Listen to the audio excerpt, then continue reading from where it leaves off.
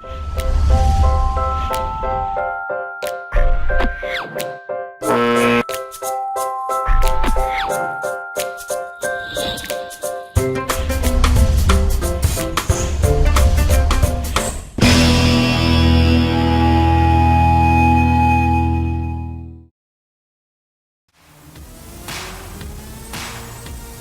talk from our perspective.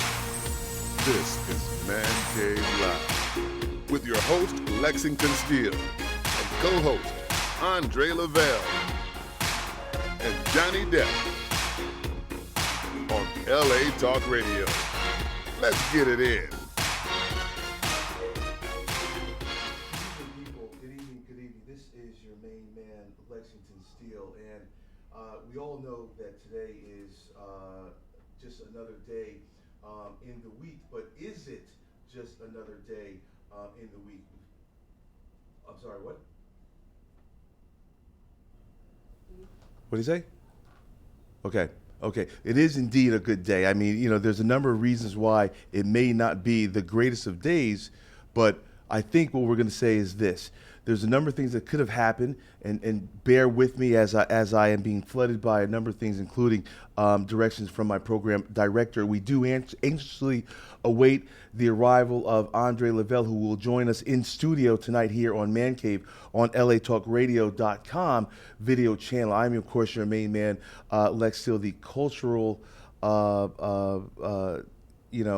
situation that's happening in the southern regions of the United States, albeit Charleston, South Carolina, has stunned many, and we will get right into that, as well as the stories of Rachel Dolezal, who's facing new and old questions in her portrayal of an African-American woman and living her life as such, and those things coming to light. As they do say, what is done in the dark shall come to light.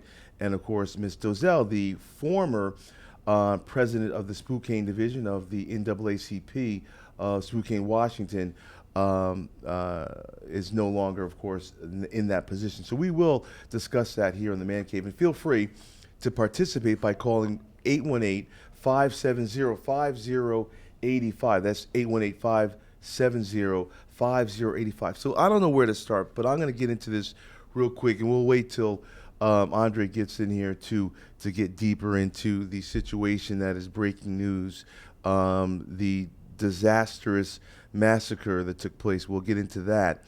But I wanted to talk briefly about the circumstance with Rachel Dolezal, and she has made news as of late regarding her positioning with the NAACP Spokane, Washington division, in which she had ascended to the point of president and head of the NAACP chapter there in Spokane, Washington. Now, this is a woman, she's 37 years old. She has resigned from that position amid allegations, albeit tangible suspicion, that she may not be African American, although having represented herself as such.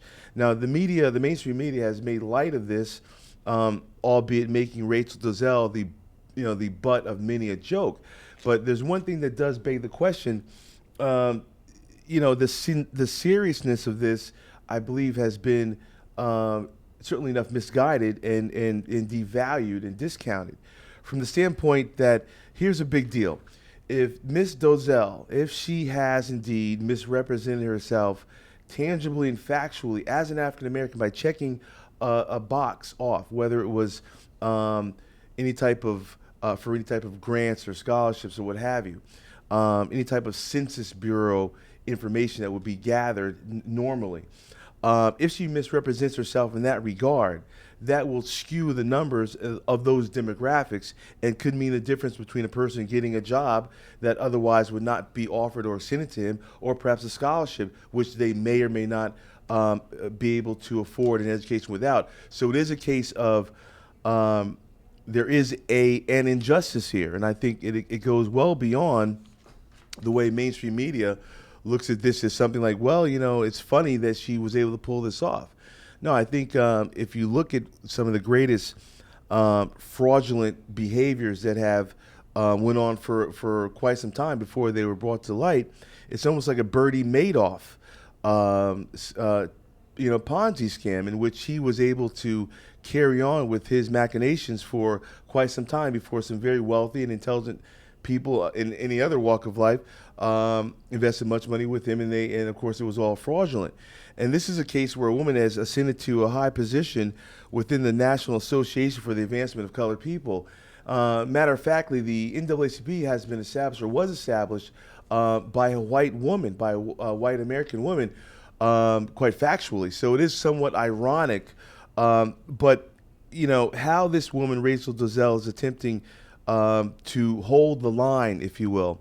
And what I mean by that is this: when confronted with the fact that she has been misrepresenting herself as an African American, she backed away from the question. But then she held the line in that she refused to address the psychology that would allow her to do such. Now, I understand that she has conducted her life perhaps well within the African American community since she graduated from college. Now, we will note that Rachel Dolezal was a graduate of Howard University, one of the greatest universities on the East Coast, and albeit one of the original historically black colleges. In a little history there, the HB, the historically black colleges were institutions that were established when African Americans were not able to attend normal colleges and universities that were available to their white counterparts. And so Howard University is a prestigious university, and I know that very, very well. Now, her having attended and graduated Howard as a white woman does not pose any type of issue. But what we do see is this: in her time at Howard, or subsequent to her time at Howard, she had went on to sue the Howard University for racial discrimination. Now, on the basis of some of her artwork, I believe being taken down from a student art exhibit to be replaced by an African American. She felt that was racial discrimination because she identified as a white American, thereby manifesting reverse racial discrimination. There was another instance that a second issue to the suit, and I would be remiss if I attempted to explain what the second part of that suit is, because I don't have that factually in front of me. So I won't make the leap as to what her second part of the suit was, albeit both situations were regarding racial discrimination. Her being a white American attending a historically black university, and her being in the minority, ironically enough. Now, certainly after she has went on as a professional, and evidently she's a fantastic executive. Now, she's had a black husband. They divorced. She adopted 2 African kids who she has raised successfully. But it just comes down to the fact that in the end of the game, she was living a fraudulent life, and not for nothing, but if she probably could have got the same post with the NAACP. Quite honestly, African Americans, it may or may not matter. And people, please call in to get involved with this, because let me know if you feel that it matters or does it not matter that she's pulled this fraud off. Because once she got out of Howard, she fully identified as an African American. And then this begs the question: is being an African American based on is it based on race? Is it based on cultural identification? But I will certainly put the foot down that says that these are two things that are independent of one another.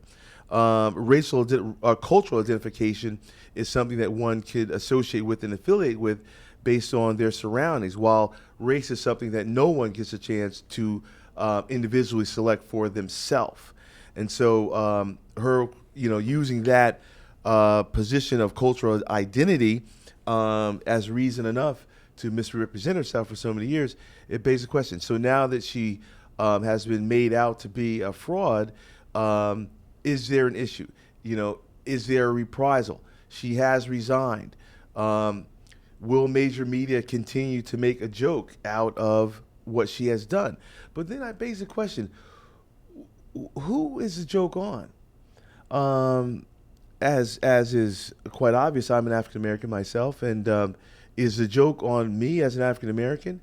While I'm not an active member of the NAACP, I certainly have benefited from what they've done throughout the decades. And so it's something I would have to address here. I would be remiss if not having addressed this tonight. But is a joke on the African American, or is a joke on Rachel Dolezal, or is a joke on America in general, where a person can slide within cultural identities and really affect positions that they may not, while warranted professionally, may not be a person selected accurately, and it really makes you think. Well, we've come so far to get by things like these racial issues, and one would hope, and we're going to address racial issues momentarily. But in this particular case, have we gotten to the point where, as Black Americans, it doesn't matter who is a part of our leadership process?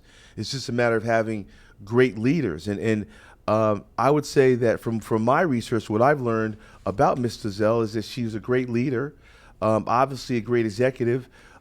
She brought the financial situation of the Spokane, Washington division. Evidently, she brought that financially back to financial viability. So kudos to her for doing that. It is a notion that all these things could have been done without her effectively living her life in, albeit, blackface.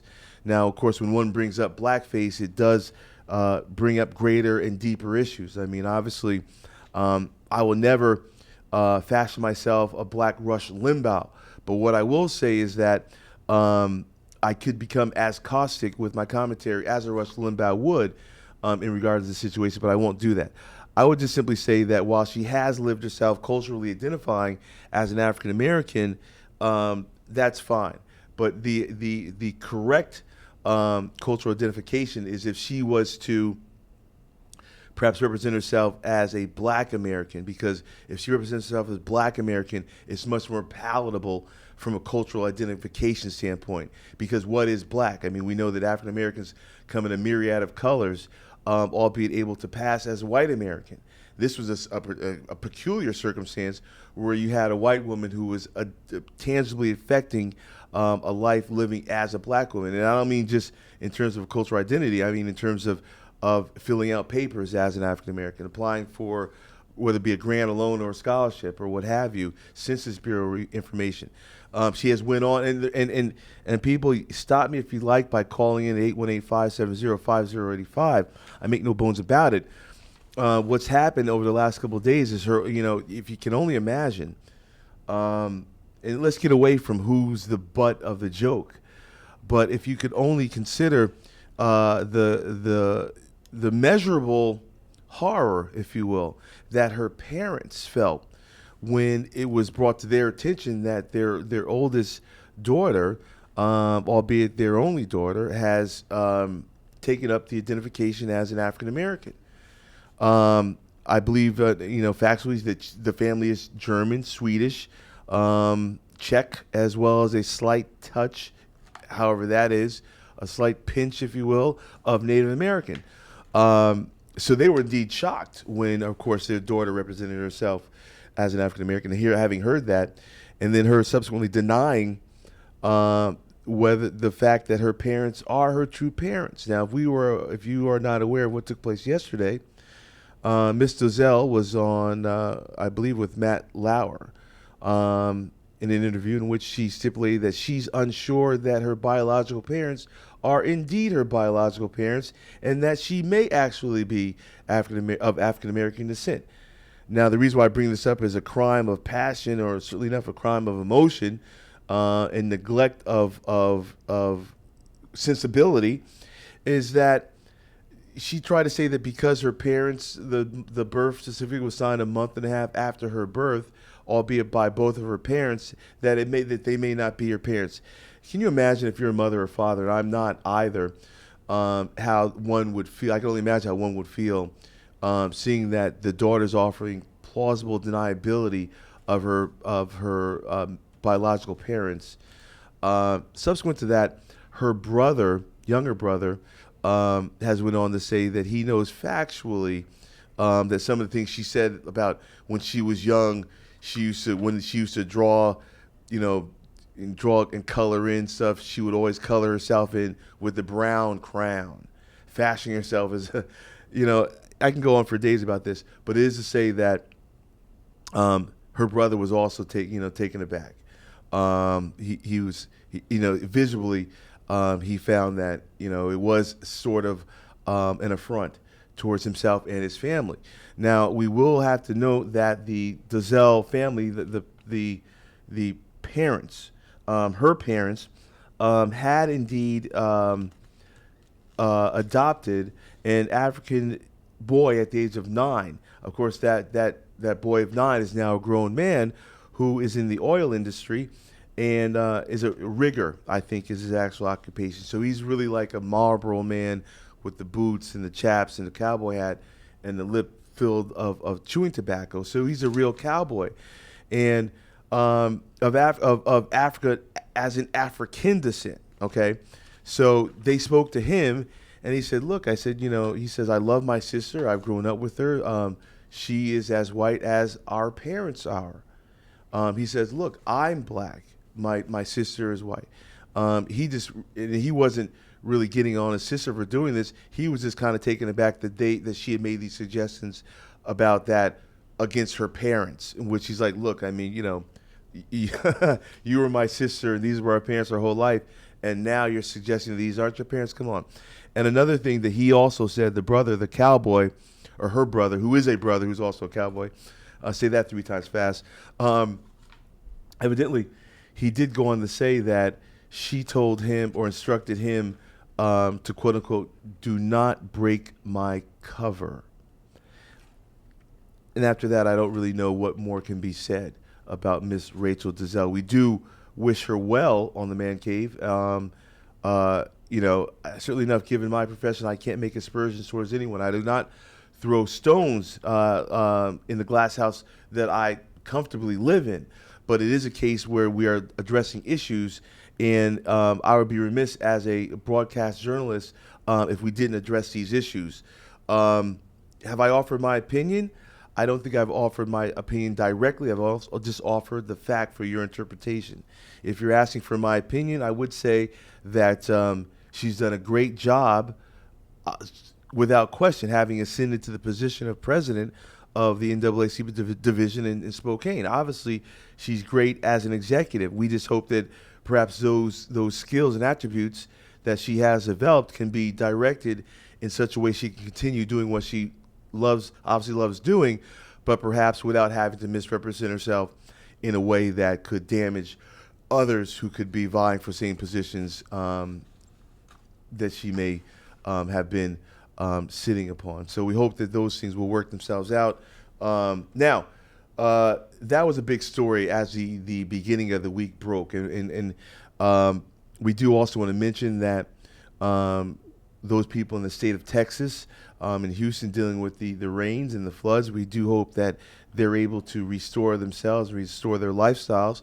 And hopefully those rains and those rain waters will continue to subside without any new hurricanes, if you will, and what have you, coming through there. So, just the other day, all right, I wasn't doing too much, and I happened to turn on CNN, and I witnessed a story about a church in South Carolina, Emmanuel AME. For those who may not be familiar, AME stands for the African Methodist.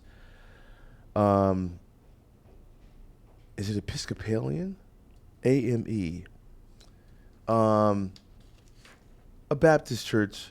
I'm sorry, African Methodist Episcopal Church, albeit a Baptist church, a black church. There was a Bible study that was being led by a gentleman by the name of Clementa Pinckney, a 41-year-old pastor who was also a Democratic member of the state of South Carolina Senate. He was a senator, ladies and gentlemen, leading a Bible study. And there was a young boy, maybe a 21-year-old, who went on to be identified as Dylan Roof, who attended that Bible study. Subsequent to an hour of attending that Bible study, he stands up and, quote unquote, from a witness, says, "I'm here to kill black people," and he commenced to open fire, killing 9 individuals, 3 men and 6 women, including Pastor Clementa Pinckney, senator of the state of South Carolina, the state senate there. So it went on to say what went on to happen is he runs out of the church. He is caught several hours later, 250 or so miles away from the massacre site in Shelby, North Carolina. He was apprehended. He has been extradited expeditiously to South Carolina, and where he will await arraignment, which I'm sure will come very, very swiftly. And now, but through the course of the day, more and more facts came out. I mean, as of this morning, it was a question of whether this was a hate crime, whether this qualifies as domestic terrorism. Hard questions. The bar to be raised to domestic terrorism is very, very high, and this may not stand up to being identified as an act of domestic terror. Although, if you do remember, people, that there was one Timothy McVeigh, who was responsible for the Oklahoma City bombings, which killed quite a high number. Forgive me for not having that number accurately at my grasp, but we do recall that. That was identified as domestic terrorism. That this individual has chosen to open fire on a group of Bible studying people worshipers at a black church is horrendous at the least. Does it qualify as domestic terrorism? I don't know. Is it a hate crime? Without question. You ask me, why am I so vehement as to this being a hate crime? Through the course of the day, they've ascertained that he is or does have materials, supporting these skinheads. There's a picture of him in which he has patches of the Rhodesian flag as well as the apartheid flag. Now, we do know apartheid has been evaporated from South Africa, but Rhodesia has been for the longest had been under the imperial reign of white Europeans in this African nation. And Rhodesia has since changed its name. It was Rhodesia when it was under white European colonization. In any event, I don't want to digress or go off on any tangents. The killing of 9 people by Dylan Roof has raised many eyebrows. Now, we had President Obama came on this morning to discuss the situation. Problem is this. You always hear the old adage, don't kill the messenger, okay? Take him for his message. Well, I like to watch CNN. I derive a lot of my research, not research if you will, but certainly enough, the correspondence I do look at does come from CNN, as well as, following up many different platforms online to gather the information. Obviously, there's, if you don't, dive in head first and really pull out all the information, you can't go live and talk about these things. So I like to get as much information, but I also like to get two sides of the same story. If you watch CNN and then you watch Fox News, and then I'll give you a third alternative, which would be the BBC. But if you watch CNN and you watch Fox's interpretation of Obama's message this morning, it really does raise a question. Does this hate crime enacted by this individual, does it go so well and far beyond that? I mean, the people on Fox were picking apart Obama's message and saying that Obama was turning this into a message regarding gun control and not a message about how do we solve the problem when young men do crazy things like go into movie theaters and open fire with military-grade weaponry, killing tens, of people.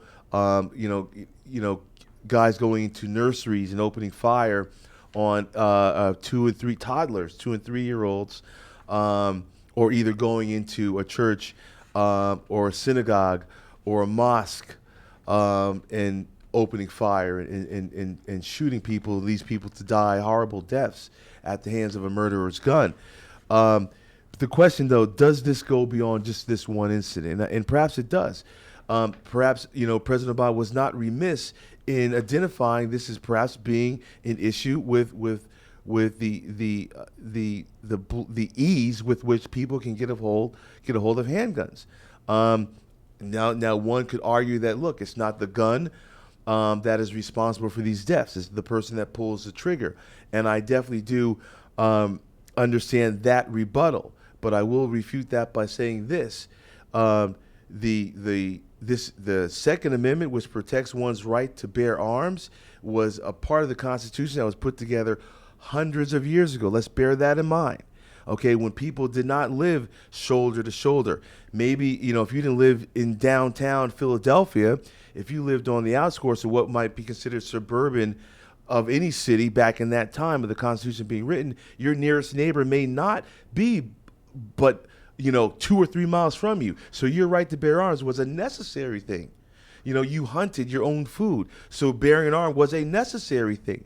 But in 2015, perhaps Obama was raising the question, is it necessary for everyone to have guns in their hands so easily? He raises the question, why is it that of the super developed countries in this world, the United States does have a problem with gun control? We do have instances of mass murder, not that other countries are devoid of them.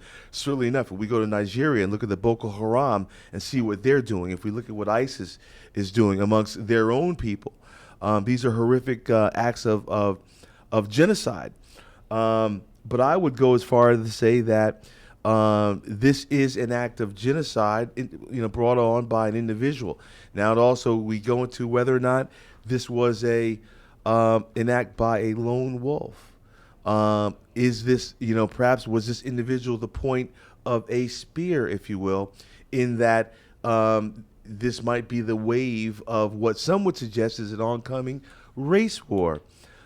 These are hard issues, people, and this is a man cave, and God damn it, I'm going to talk about it, and I would encourage you to get involved if you like, because, we're throwing down the gauntlet. Now, I stand before you a man alone, so you can take every shot at me if you like to discuss this. I would love to debate this, but, I just can't see this as being something other than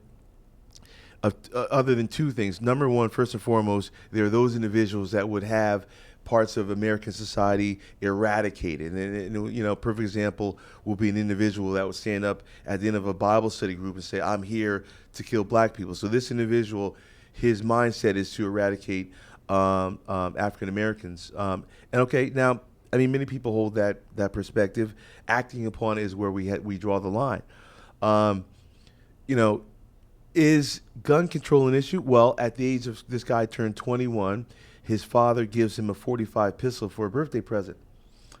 As I'm driving into the studio, albeit this afternoon here in sunny Southern California, it came across the wires, if you will, that an interview with a young friend of Dylan Roof, who said that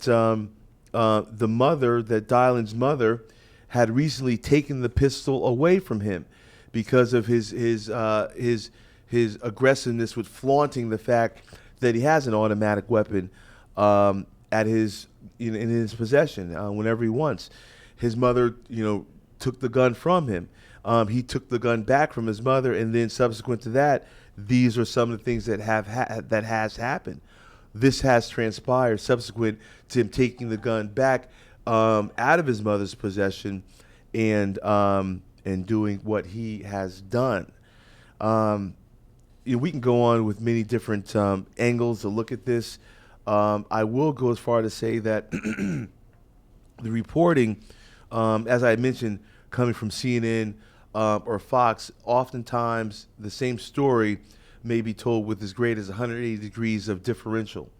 I would hasten to say that the BBC may be a viable alternative if you want to receive your news, certainly the news regarding the United States, from an objective standpoint. And the BBC tells it precisely like it is.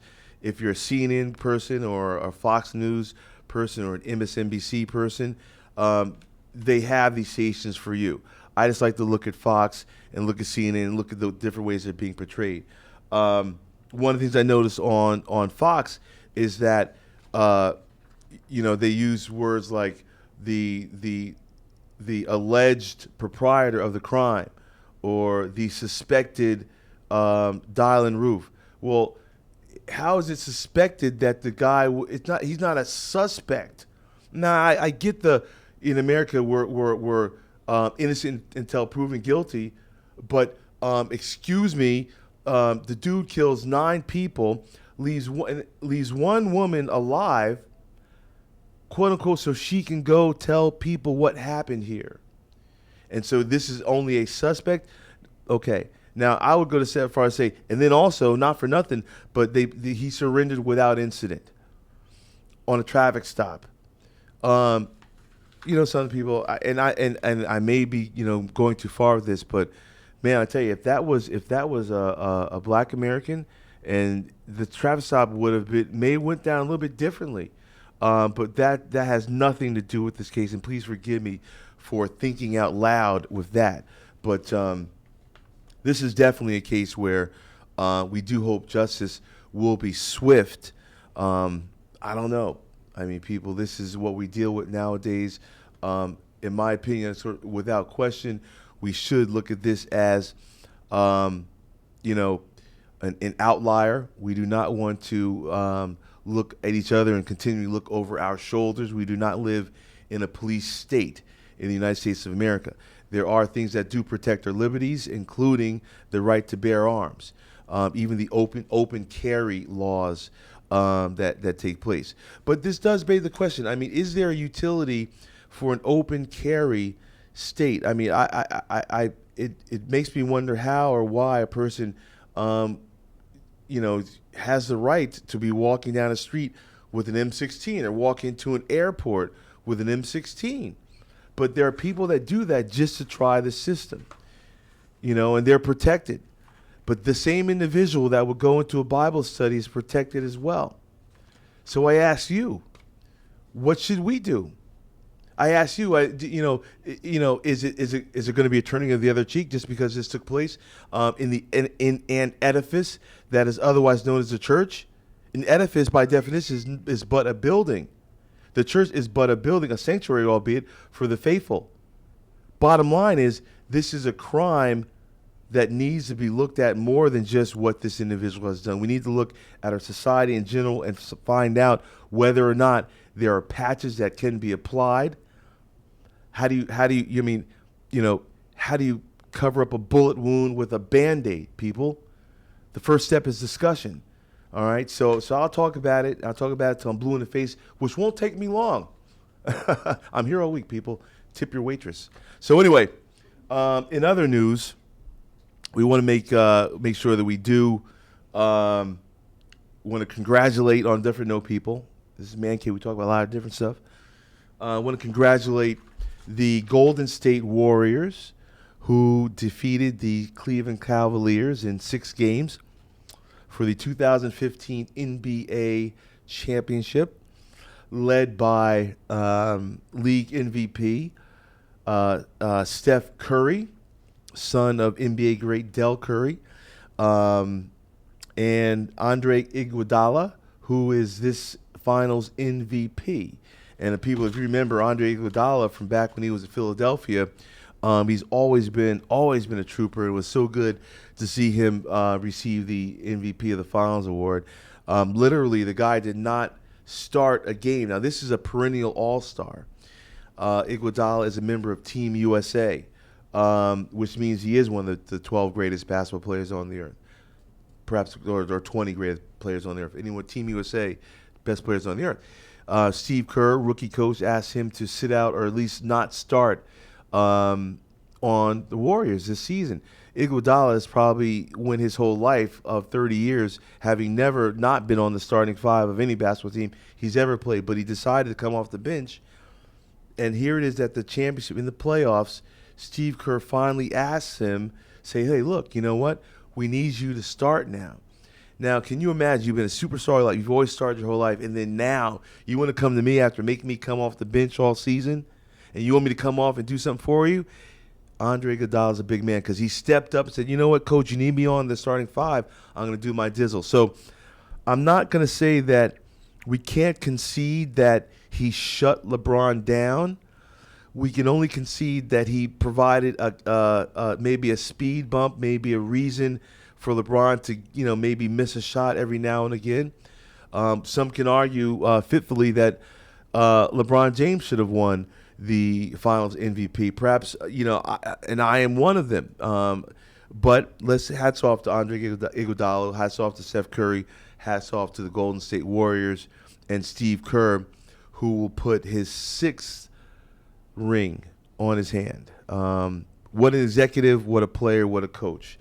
So these are things that are happening. And, of course, for those of you who enjoy mixed martial arts, last week in the UFC, we saw a new heavyweight champion has been crowned. Verdum is his last name, and he beat Cain Velasquez. Now, Verdum is now the baddest man on the planet, people. I know that people think that the heavyweight champion of the world has always been considered the baddest man on the planet. Well, I beg to differ, people. I think the baddest man on the planet is the heavyweight champion of the UFC. I think sports fans can argue till they're blue in the face whether a boxer can beat a mixed martial artist. But any athlete will tell you that a mixed martial artist would mop the floor with a boxer, because a mixed martial artist will take a boxer's blow walking through that. Bearing in mind, MMA guys fight with lighter gloves, with less padding. So they're used to taking a greater impact on their strikes, whereas a boxer has a measurably greater amount of padding on their gloves. And, of course, says to say nothing that once an MMA guy gets a hold of a boxer and takes him to the ground, there are a myriad of ground techniques, whether it's Brazilian jiu-jitsu or American wrestler. There are a number of styles, judo, that a boxer could not combat. So the baddest man on the planet, his name is Verdum, if you will. He took it from Cain Velasquez last week in the UFC Championship. You might be able to find that somewhere. He beat the shit out of Vasquez, make no mistake. But this weekend, cult hero, backyard banger, Kimbo Slice will step in the octagon against the iconic, the incredible Ken Shamrock. Now, people, if you are familiar with mixed martial arts, Ken Shamrock literally wrote the book for Americans in mixed martial arts. When people speak about those who are immediately inducted into the pantheon of mixed martial arts, Ken Shamrock is one of the names that, of course, will be on that scroll. Kimbo Slice, conversely, came into popularity maybe as great as 10 years ago. He was a YouTube sensation. They used to have these backyard brawls where people would bet monies, and they would literally have street fights in the backyards, and they would capture it and then post it on YouTube. And he developed a huge following. Long story short, he went into MMA, had a very short, unsuccessful, moderate pedestrian career, and then he went into professional boxing.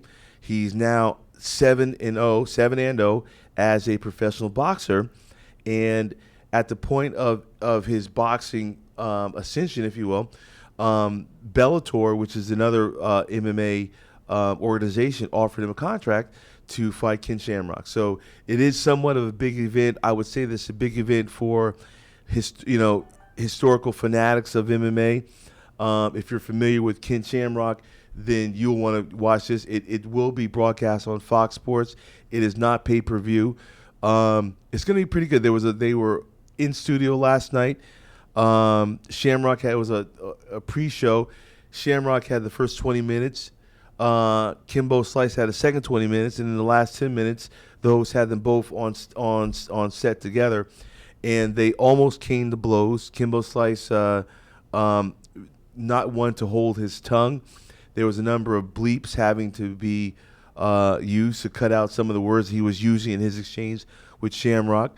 They had to be, virtually almost pulled away from each other. Shamrock having been the aggressor last night.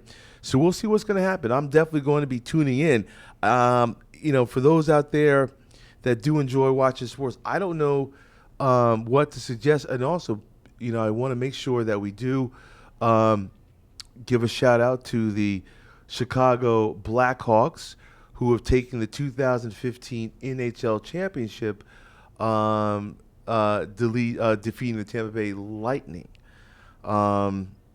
Good games out there, people, over the summer. NBA Champions is done. NHL is through. Now we have baseball. So it is a long stretch of those dog days of summer, and we'll make sure we keep you abreast here on ManCave as the sports world unwinds and unfolds throughout this hot and balmy summer as we're finally returning to the great weather here in LA. It had been raining and cloudy for some time. So people, couple things to scratch your head about. I'm going to leave you with this before we part on this edition of ManCave Live on LA Talk Radio. I want you to look and do some research on water, H2O, as the commodity of the future. H2O as the currency of the future.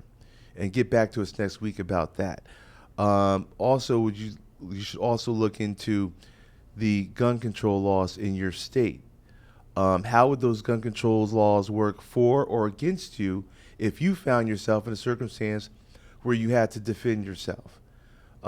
Many states have, stand and defend type laws where if you do have a weapon and you are confronted, you do have the ability to, or the go ahead to defend yourself with deadly force if necessary. But do a little research in your own state to find out whether or not these things are available and legal to carry. Also, let's not forget that as these new things happen, we can't forget that there are other things still on the table.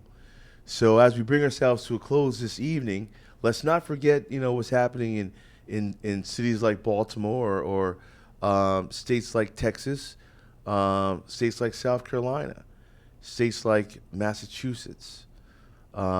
We don't know whether or not those two individuals who escaped a state penitentiary, over